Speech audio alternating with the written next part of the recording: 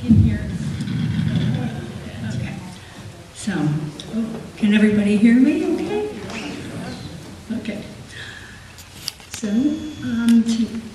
thank you for coming tonight. And now I'd like to tell you a bit about Doug Arnold, our presenter for this evening. In the summer of 1966, Doug Arnold's Adirondack adventure began at Lake Tyr, where his father showed him, you can jump over the Hudson. That night, the stars were so brilliant and numerous that the pair could not discern the constellations. The next day, father and son climbed Mount Marcy, also known as the Cloud Splitter. They continued on to Skylight and Haystack. The challenge to become 46ers had begun. The family moved, but for Doug, the desire to become a 46er burned on. Years later, he made his way back to New York State and the mountains. Doug completed his first round, becoming a 46er on the summit of Allen Mountain. But the desire to climb just burned brighter. And 4 years later, he became a winter 46er, completed his winter round. He was still not satisfied, so he decided to repeat the task. And he went on to do 2 more summer rounds and 2 more winter rounds, and then he just decided to stop counting. But he does keep on climbing. This past summer, Neil and I actually caught up to him and introduced ourselves at the Strand Theater in Scroon Lake, where he was presenting the film we'll enjoy this evening. Doug has served as a trail work grunt, a 46er director, and wrote a chapter in the latest 46er edition titled Heaven Up Histedness. He is a member of ADK and a scout leader and a tireless organizer and leader for Lean-To Rescue. The cooperative spirit of ADK and Lean-To Rescue has enabled the restoration of over 60 lean-tos. I think we're at number 61 now, throughout the Adirondack Park. Included in that number is Neil and my adopted lean-to that was rescued this past September. It is just an incredible process. Check out Today at ADK. Look for the entry by Brendan Wiltsey, and on January 29th. Pretty nice. 12 years ago, Doug volunteered to be the chairman of the 46er Grace Peak Project. His goal is to one day see East Dix renamed Grace Peak and South Dix renamed Carson Peak. It is an extreme honor to introduce Douglas Arnold, 46er number 4693 Winter. Where are you going? He's hiding in the tree.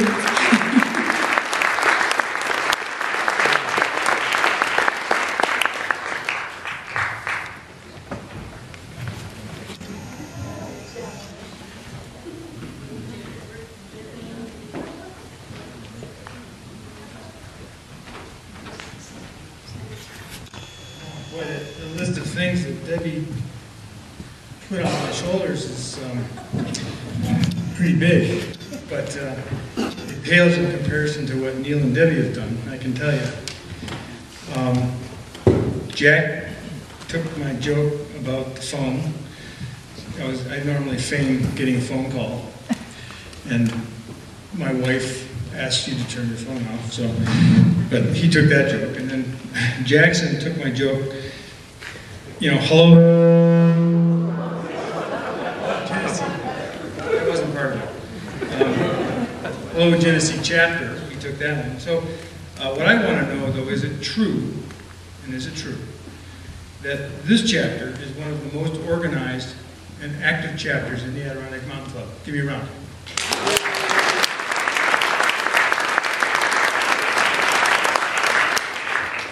also want to know, have you discovered the healing powers of beer?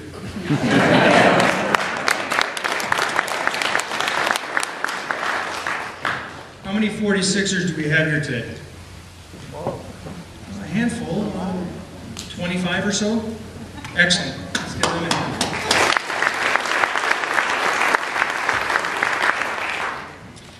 Today's screening is a documentary about a very special woman named Grace Hudowalski.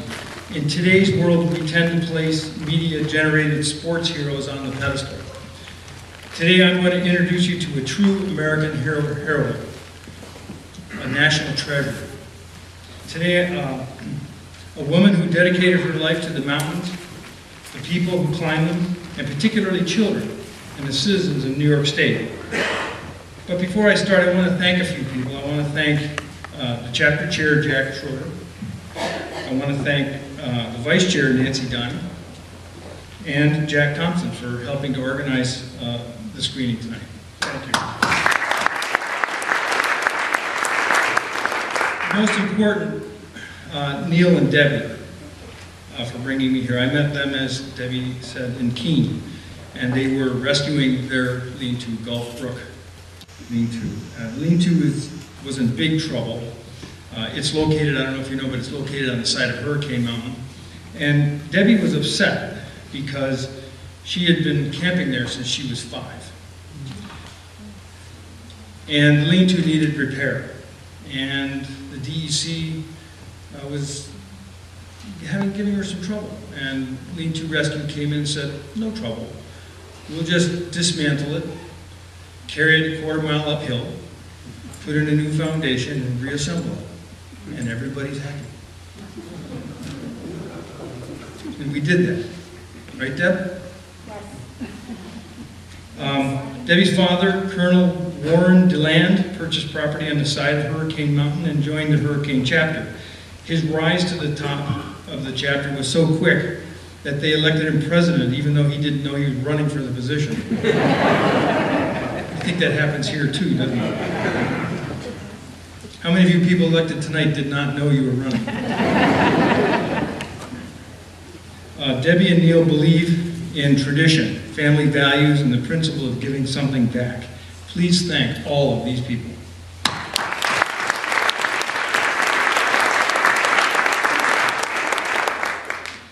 The Mountains Will Wait for You is produced by Mr. Fred Schwobel. Call it God's plan, call it serendipity, fate, or even mojo. But Mr. Schwobel, for Mr. Schwobel, this project was his destiny. His journey began 20 years ago when his mother-in-law mailed him a newspaper clipping about gardening tips. After reading the tips, he flipped the newspaper clipping over, and on the backside was another article, Climbers Scale Peaks and Write Letters by Mary Ash. There's some copies of that floating around. I think everybody's got one. If you don't have one, I've got them down here on the table. This article triggered something in Fred's mind, and so he made a phone call to Grace, and he arranged to fly across the country from Portland, Oregon, to visit Grace. Grace invited him into her home, the Boulders, on the east shore of Scroon Lake. And for only 5 days, he interviewed Grace and several of the early 46ers, and he went home with 14 hours of raw film. His dream of producing the film we were about to see lived and died several times. At one point, Mr. Schwobel gave up completely. He packed the photos and the information that Mr. Johnson had supplied, and he mailed it all back. Mr. Johnson, Fred Johnson, is in the documentary. He's wearing a yellow slicker. Having given up, Fred then stuffed the film into a closet. A couple weeks later, the post office returned the package, and it was stamped "Return to Sender, Address Unknown." Mr. Johnson had moved, and there was no forwarding address. So Mr. Schwobel looked at the package and said, well, I guess God is telling me I'm not done. Still, some time went by. Advances in digital technology made the process cheaper. An editor volunteered to help, and then Grace passed away. And at this point, the yearning to finish, the desire to honor this special woman burned bright in Fred's heart. So he goes to the 46er website and he sees our effort to name a mountain for Grace. And he sends me an email. Now, if you're like me and you haven't checked your emails in a while, it's not unusual to glance in the subject line and start deleting. So here I am, delete, delete, delete, and I see the word Grace. And the word Grace means something special to me. But this email is from a guy named Fred Schwabel, and he wants me to call him at his home in Oregon. And I was suspicious, and I was certain that this would turn out to be some sort of a sales pitch. But because he mentioned Grace, I had to check it out. And as you know, the name Grace, Grace Peak, has special meaning to me. I wouldn't normally respond to the sales pitches, but I found myself dialing Mr. Schwabel's phone number anyway. Fred was polite, gracious, humble, and he seemed to have an honest interest in helping us, the 46ers, accomplish the naming of Grace Peak. My suspicions began to diminish. I will tell you, though, that he corrected my pronunciation of Oregon. He said it's Oregon. I said, okay, but it's spelled Oregon. How am I supposed to remember it's Oregon? He laughed and insisted that in fact it's Oregon. We talked for over an hour about Grace, and he knew 46er lore like he had climbed all of our high peaks. So you can imagine my surprise when he told me that he had only climbed one peak and merely spent 5 days with Grace. He was a wonder. So here's this wonder living in Oregon, reciting lore like he's been a 46er for years. So once again, I began to get skeptical, and I summed up his story. I said, let's see, your name is Fred Schwabel, and at this point, Fred interrupts me again, and he says, it's Schwabel. Fred Schwabel. I say, okay, but it's spelled Schwabel.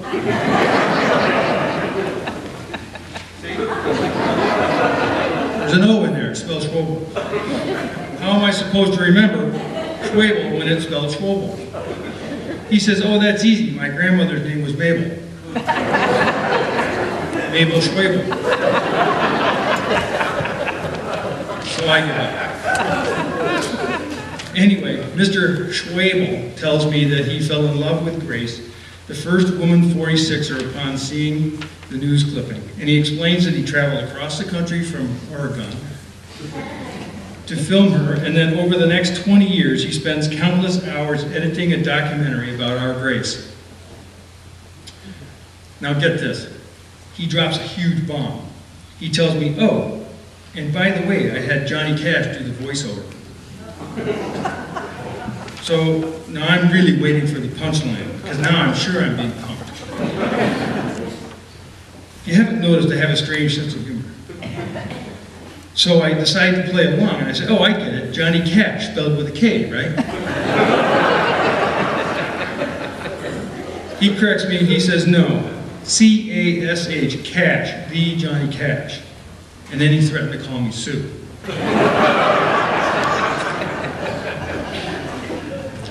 So Fred and I have this common interest, and he invites me to visit the Schwabel family in Oregon, and see this the movie narrated by Johnny Cash.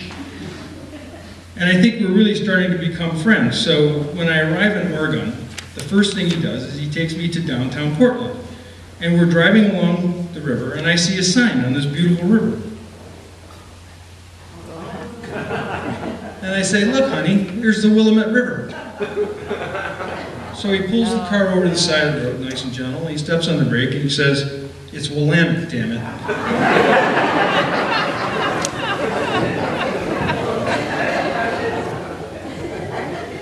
Particular bunch there in Oregon. 46ers have a certain sparkle in their eye. It comes from years of climbing mountains. We have trudged to peaks in the rain, covered in mud. We've been exhausted, shredded by cripple brush, frozen and blown off summits. We get our numbers in order of completion. Grace Hudowalski was 46er number 9. That meant that she was the 9th person overall to climb all 46 high peaks. She was also the first woman to accomplish the feat. It was Ernest Ryder, a pastor at the Grace United Methodist Church in Troy, who first coined the term 46ers. In 1937, the 46ers of Troy were mainly members of a church youth group. They only had to climb one mountain a year and write a story about the adventure. The emphasis was on the adventure and writing a story about it. Before each climb, the group would read the history of the peak as written by Russ Carson. Then, at the trailhead, they would say a prayer asking permission to climb the peak. They would give thanks upon a safe return. Grace went on to do amazing things in a man's world. Her accomplishments create a list as long as your arm. She was the first woman and 9th person overall to climb the 46 peaks. She was supervisor of the New York State Department of Commerce from 1948 to 1961. And by the way, if you've noticed, Governor Cuomo has recently begun to talk. Governor Cuomo? Say what? Cuomo.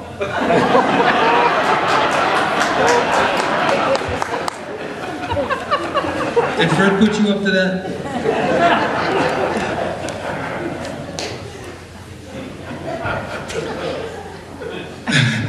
So, okay,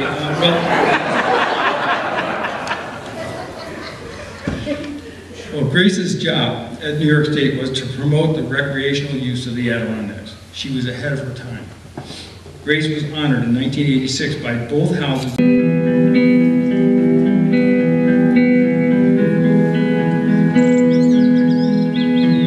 Giant, Algonquin, Big Slide, Cuchicraga, Gothics, Esther, Lower Wolf Jaw, Tabletop, Santanoni. These are a few of the 46 high peaks of the Adirondack Mountains in upstate New York. These mountains have a particularly significant meaning to an elite hiking club of climbers who know every one of the 46 peaks. This group is called the Adirondack 46ers.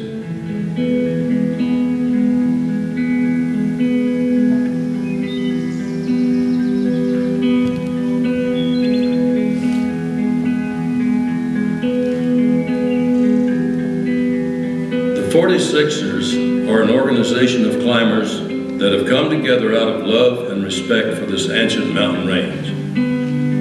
To become a member of this group, you must climb to the summits of all 46 high peaks and write of these experiences to the matriarch of the mountaineers, Grace Hudowalski. This is the story of Grace Hudowalski and her unique relationship with the Adirondack Mountains and the people who climb them. Grace started climbing at the early age of 15, and in 1937 became the first woman to climb the 46 peaks.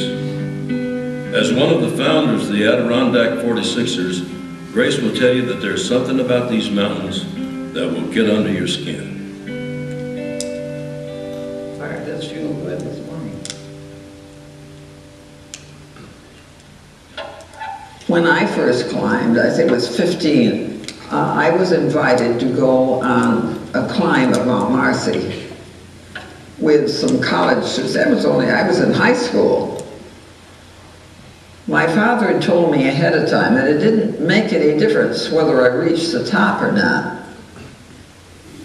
But what really mattered was how I made the climb.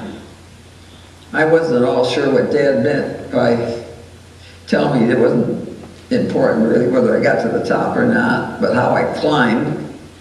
I never did really know until years later, but I went on. I decided I was going to climb. I'd gotten that far, I was going to climb still another mile. And most of the time I was on all fours going. It was pretty steep, and I had no experience in walking or climbing. We got up there and you couldn't see a thing, but when we were standing, just for a fraction of a moment, the clouds parted, and a mile below us we can see Lake Terror of the clouds. This is the highest source the highest water source, pond source of the Hudson River. Well, that really made my day. I taught mountains for the rest of my life. Grace is the heart and soul of the 46ers and is the one person that every member bonds with. This bond develops when writing to Grace to report your most recent climbing experience. In turn, Grace writes back with letters that speak of a deep and abiding connection to the mountains. She encourages climbers to write about their experiences as a way of integrating and preserving them. As Grace says, if it's worth climbing, it's worth writing about. That's right. We like to hear from people as they climb. And we want to know what happened on the mountain. We just don't want a list of peaks and dates. That's very boring. And climbing the mountains is not boring. All right.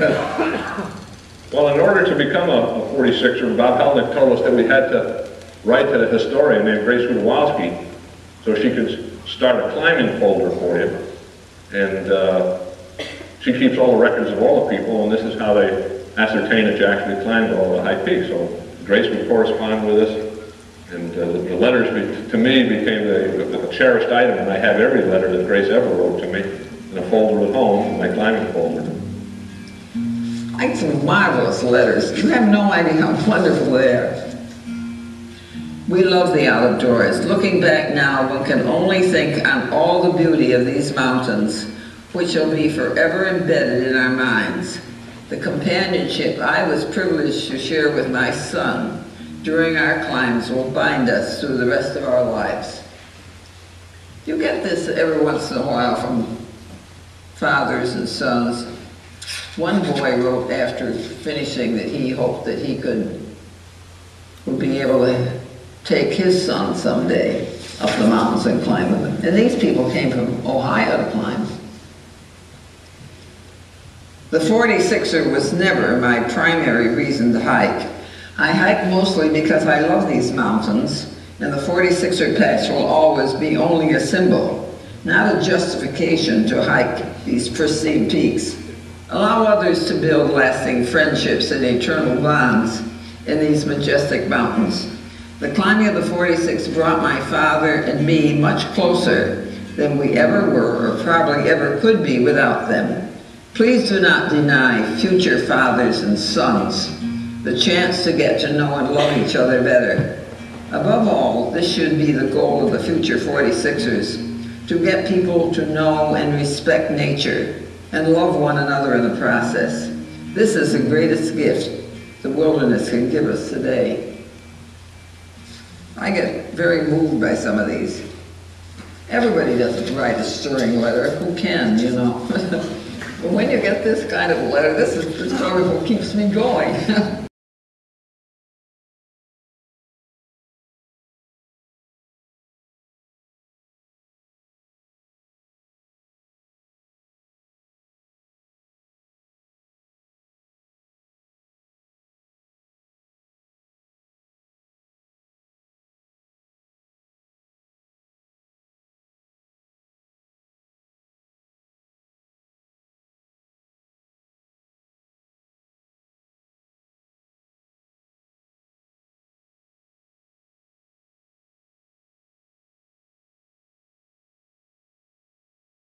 Good morning. Good morning. How are you today, Grace? Fine. Hi.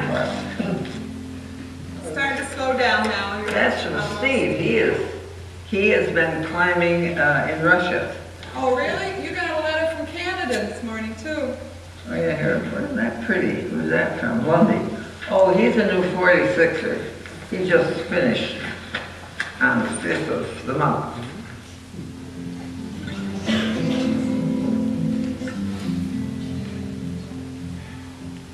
These are letters that have come in from climbers who have climbed. And they're alphabetized, so they're in order. I've had so much mail this fall that I haven't been able to get to all of them. You know, you just can't. I haven't counted how many letters I've written, but it must be almost The last time I counted, I was just over 1,000. So Written this year. that I've written. These are all, these all have to be answered, acknowledged, and then filed. And I've got a pile over here, but these are people who are finished with their, these just came in Monday and Tuesday. Some of these are just short paragraphs. Others will write pages about their climb, every detail. We have one climber, I haven't heard from him this year, but he's well over 30 peaks now, but every time he writes, he tells you what he plans to do, which he doesn't do at all, but he tells you. And then he writes what he did, and this ends his writing. It's beautiful writing, but it's so small you could hardly read it. As I reflect and talk about old times in the 46ers, I have to mention the one person who most of all over the years has personified, represented the best spirits, the best purpose, the highest ideals of the 46ers. And of course I'm talking about Grace. I myself have over the years been a member of at least 10 national or international scientific organizations and about a dozen citizen groups, Council Park Friends, other groups that work for some high purpose. And I'll tell you frankly, I have never in any of these groups seen a person whose presence, whose person, whose, let me use the word beauty in its broadest sense, who has so alone influenced, created all of the good work of an organization as Grace Hudowalski.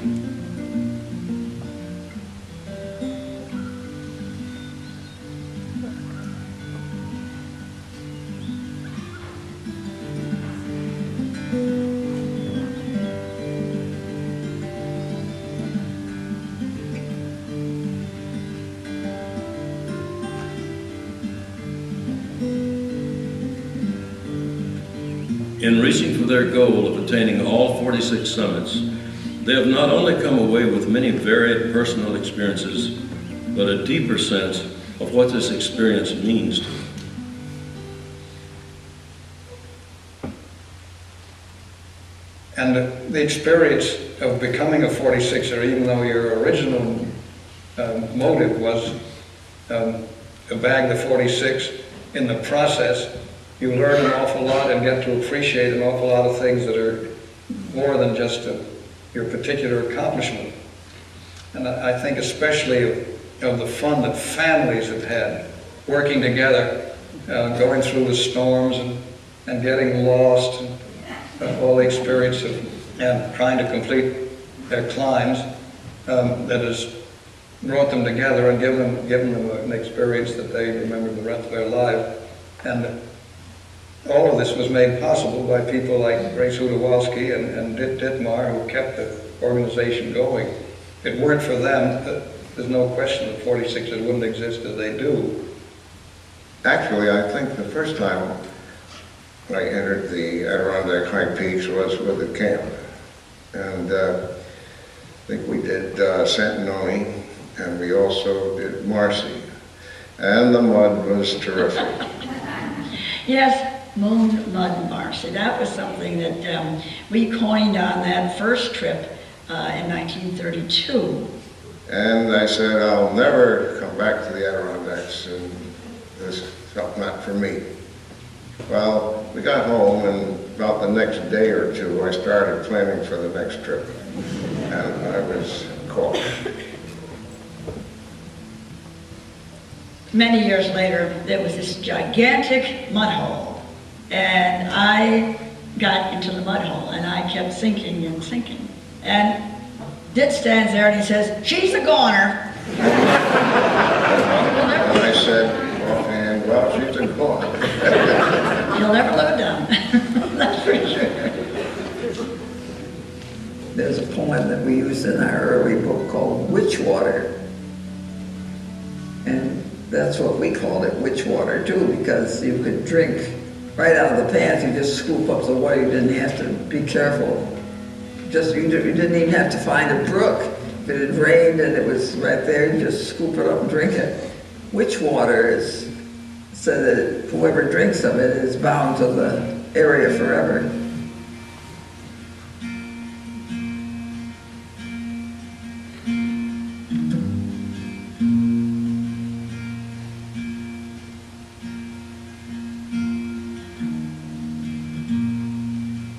Allison Cascade Cozell. She sends me feathers. I get a lot of feathers from her. She's always picking up feathers. draws me pictures. I think her father mainly types her letters for her, but she dictates them. The kids all dictate their own letters, if their fathers do it. These are all K's, there's so many of them. Here's a file. It's a big file. Before she finishes, I got her at 29 here. Look at this, it's her, a young child, 10 years old. See her file? From the very beginning she drew pictures for me. That was her first letter to me, and she drew the picture. I don't know what's up, but now I'll tell you what the date is. Well, she climbed down, you see. I said, "You've been doing some of the remote summits. Last year it was the Swords, and already this season it's Allen. I like Allen, but I've never climbed it as recent hikers do. Now Marshall's Herbert Brook is much different, and I hope you have a good day for it. It's a lovely fern-bordered one, and there's moss there too, if today's hiking boots haven't scraped it all off. You'll enjoy it. I particularly recall one very tall tree that had fallen completely across the brook the first time I was there. I walked across the tree and finally sat down, dangling my feet above the brook. It was such fun."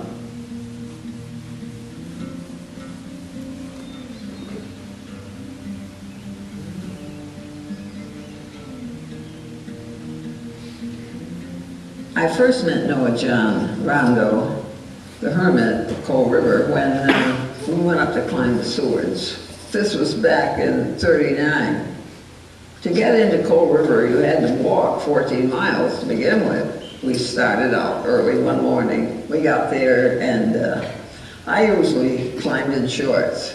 And before we turned into the hermits, well, Ed insisted that we put on our culottes over the shorts. And it was a lovely day, and when we objected, he said, "You crazy, you can't go in there. That man's been living in the woods all these years alone." So we put our clothes over the shorts, and we went in first. He was a very gracious man, and we talked with him for a while, and he decided he would show us the way to go. So he went part way with us, got us across the swamp, and we went on and climbed Coochie Craig. It was a tough climb, but I never thought of it as being that bad. Everybody seems to think it's tough, but when we came down, the hermit decided he wanted to make us a cup of coffee. This was quite a process. I shall never forget that cup of coffee. He had wigwams there.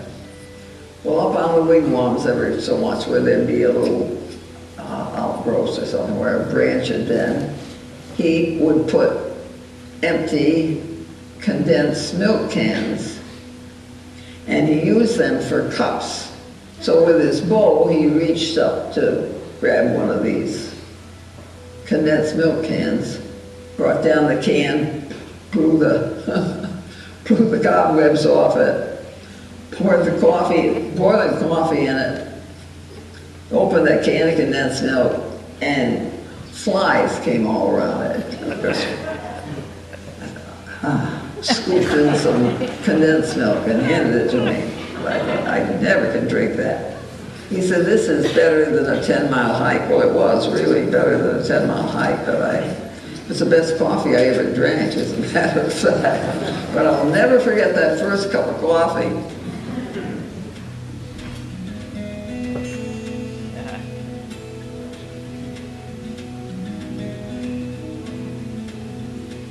We asked him what he wanted at that time. He said what he really would like would be the Sunday New York Times.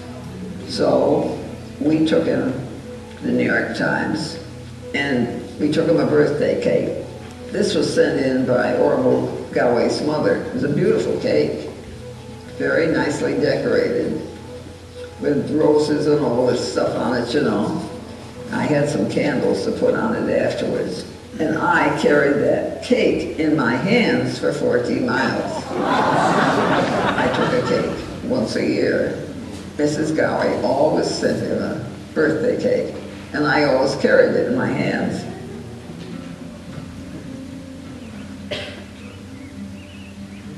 One of the things that Grace encouraged me to do, she realized that I enjoyed writing, and she encouraged me to try and put my feelings into the letters that I wrote, and to look around and share with her and with other people the things that I saw, the things that were motivational as I climbed, inner strength type of things that I had gathered from the mountains. I knew that the difficult task of becoming a 46er made me a much stronger person. I really never accomplished too much in my life until I became a 46er. And then once I became a 46er, I felt that there really wasn't too much I couldn't accomplish. We had one couple that the woman was quite a writer. She was a writer by career. She was a career writer. She said, my husband, I'll write for him. I said, well, you can't report for him. You don't know how he felt. You don't know what he saw. He may have seen something you didn't see. He probably felt differently some days. No two people feel the same, you know. So they came over to visit me, and he said, you're right. He said, I'm going to start writing. And he did. He wrote his own feelings, and that's good. That's what mountain climbing is all about. You share your own thoughts and your own feelings. And of course, when you get to be as old as I am, you can say things that you couldn't say probably when you were a lot younger. I really wouldn't offend I wouldn't do anything to offend anybody. But I do tease them in sometimes so they can't write a letter. Too bad. Don't worry, I have to tease people once in a while. Too bad you can't write. You think they couldn't climb either.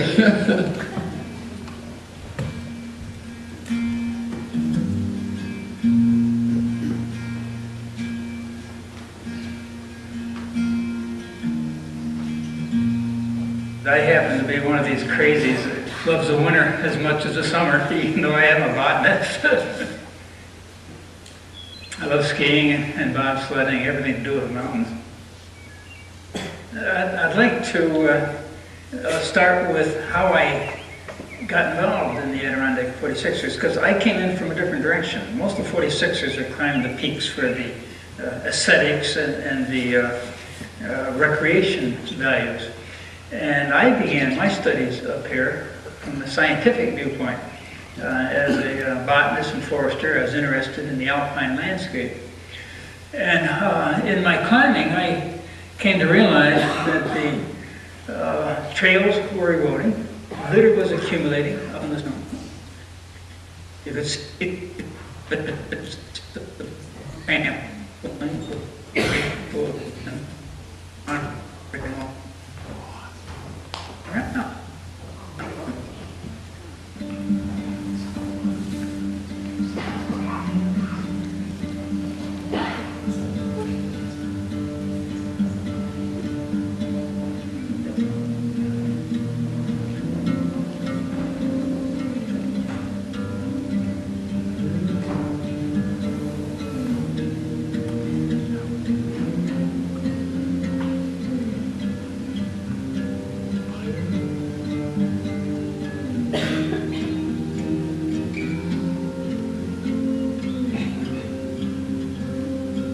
beautiful in here.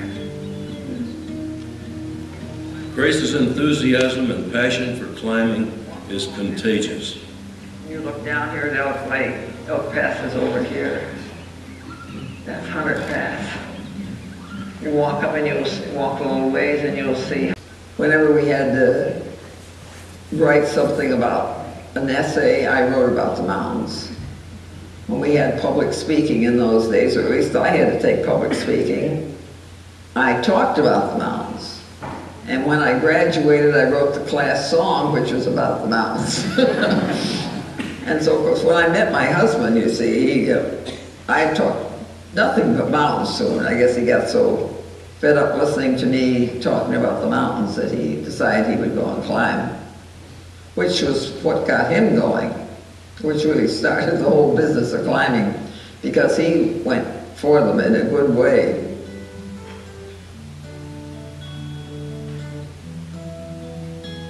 Ed had planned a trip with somebody else, so I decided I would go too, but not with him. And I took our car, and I had Louise with us, and one of Ed's Sunday school lads, his name was Clarence Craver. I'd read so much about the trap dike that I thought it would be fun if we went down it, because I knew people had been up it, but I figured if you could climb up it, you'd have to get down somehow. And we started down. Well, this dike is really something. I never could have gotten down it if it hadn't been for Clarence, because there's some drops that going down would be pretty tough unless you had a rope. He acted as like you could lean against him and slide down. But Louise, when she got down, she had a hole in the seat of her shorts. I fared better. I didn't have any hole in the seat of mine. The next day, we decided we would climb the McIntyre Range, and there was a man there. We stood up there near, not too far away from him, looking over at the dike. Oh, it's a massive thing. It's fascinating. And we were trying to figure out our route of the day before. And this man heard us say, he thought we were crazy. He said, "People don't climb down the dike." And he said, "Yes, we did it yesterday." He said, "Look, at only the most experienced people go up it." Well, I said, we didn't go up it, but we had to get down it. You know, we just decided we'd come down. He said, "It says here," and he opened the book. Well, I had read this myself. I said, "Oh, yes, I know. That's O'Kane's Trails of the Mountains." And it was there in the book. He certainly couldn't get it over his head. We did it.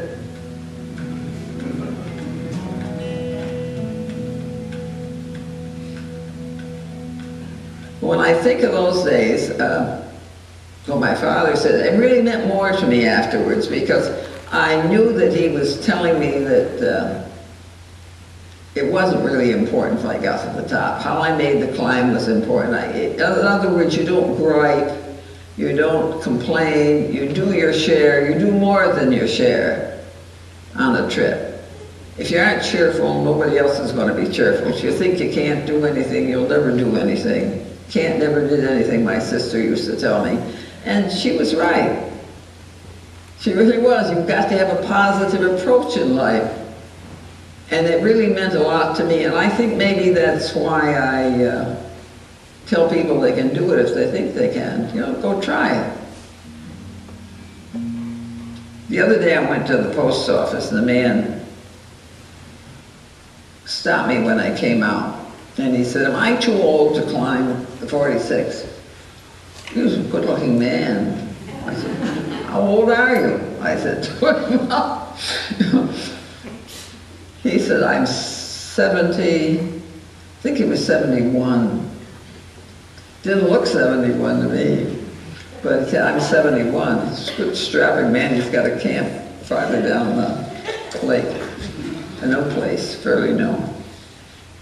Well, I said, you aren't too old to climb. If you think you can climb, go try it. I said, whether you got them all or not, I don't know, but I've had people that, I remember one man wrote to me when he was 66 and said, was he too old to climb? And I said, "No, go try it." And he finished them, of course.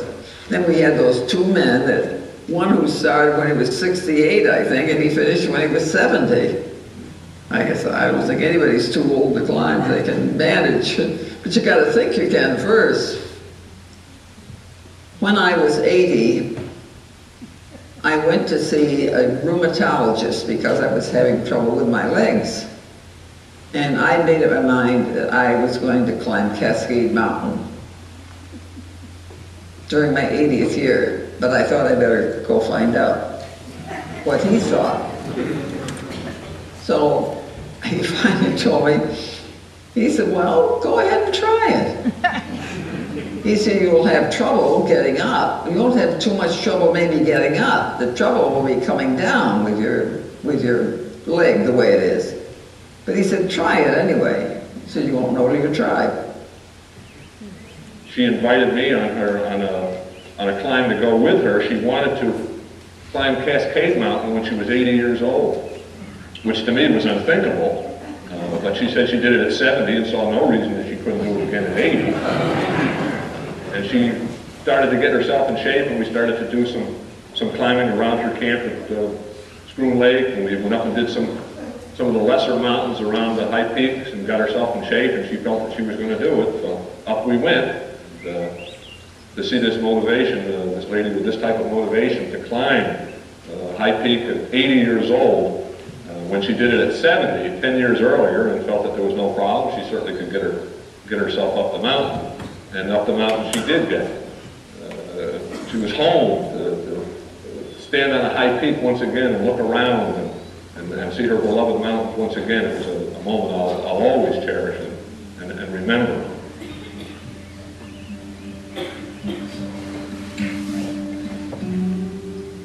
I signed it twice. Grace's Adirondack cabin is an eclectic environment created by gifts and honors that mirror her long life in the mountains.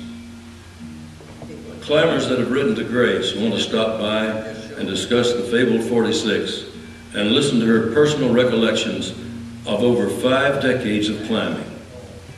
There, but if you look, you can also see all the McIntyres. Oh. With Marcy between Wright Peak and Algonquin, and you can see the Swords from there, and you can see the Santanolis.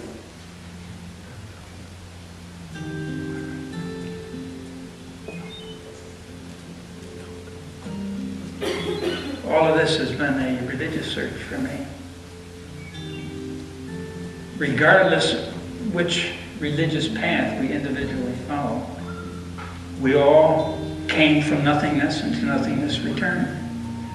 What lasts is the good works that we do in making this passage tolerable, enjoyable for our fellow citizens, and our preservation of this natural heritage from the Creator, so that future children will be able to enjoy it. I said on another occasion in response to a question from students on why I do all of this, and I got thinking, I reduced it down to the thought that from the raw elements of the universe we acquire body and consciousness, and fleetingly perceive the beauty of our earthly home, God's creation, God's temple. But quickly depart, innocent of knowledge of His being. What greater act of worship then than stewardship and reverence for her creation? That, as far as I'm concerned, is a religious service and a sermon. Yeah.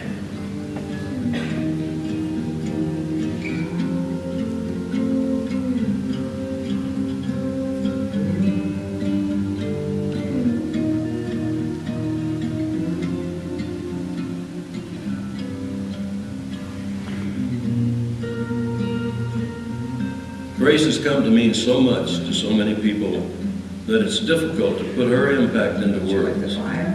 But perhaps it was summed up best by 10-year-old 46er Jonathan Esper when he wrote these words. And finally, I would like to say how much I respect and admire Grace for her dedication to our mountains and the people who hike in them. Her letters and words of encouragement have taught me to appreciate the mountains and all their seasons. Though she may not realize it, I have carried her in thought and spirit to all the snow-capped summits. I cherish my friendship with her as much as the mountains mean to me.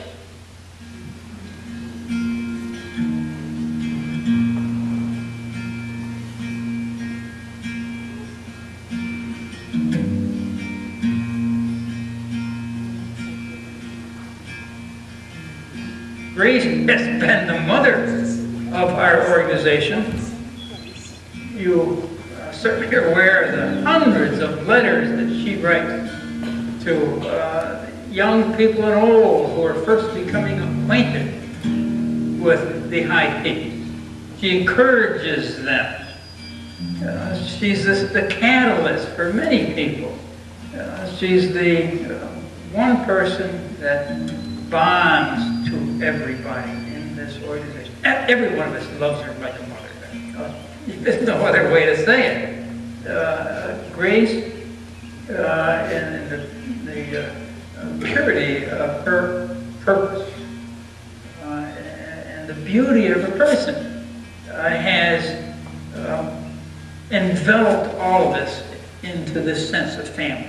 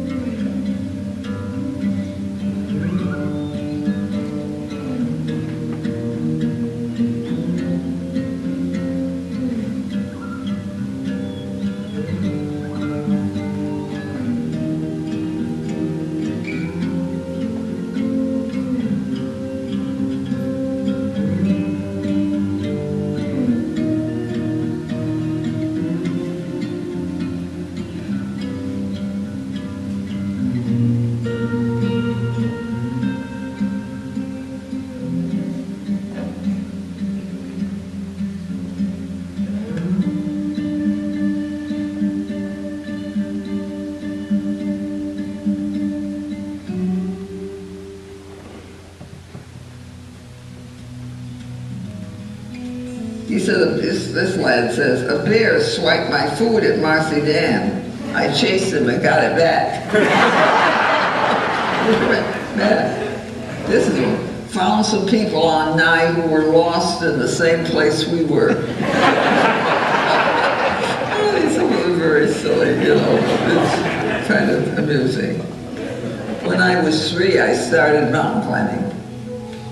I thought it was tough and boring at first. But when I was 6, it became really exciting.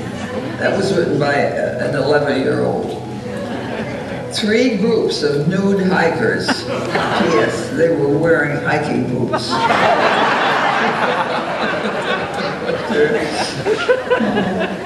Gothics. Floating ice crystals like we were in heaven. It's amazing.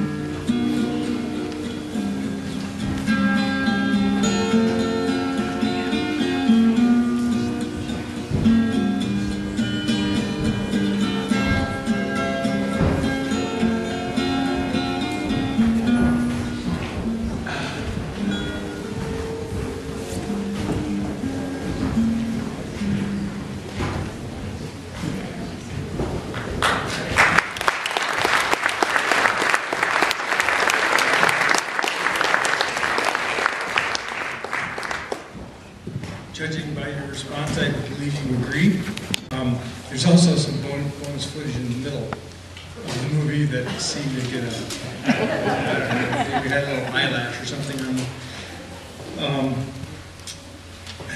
There's also, I handed out some voting cards. Please be honest. Vote, the way you feel. Obviously, I'm in support of renaming East Dix as Grace Peak. If you agree, check it in the box, sign your name, and drop it in the box out in the corridor here. I'd like to point out 3 things, and then I'll let you be on your way. Fred Johnson said, before I became a 46er, I hadn't really accomplished much. But after he became a 46er, he felt there was very little he couldn't accomplish. Jim Goodwin,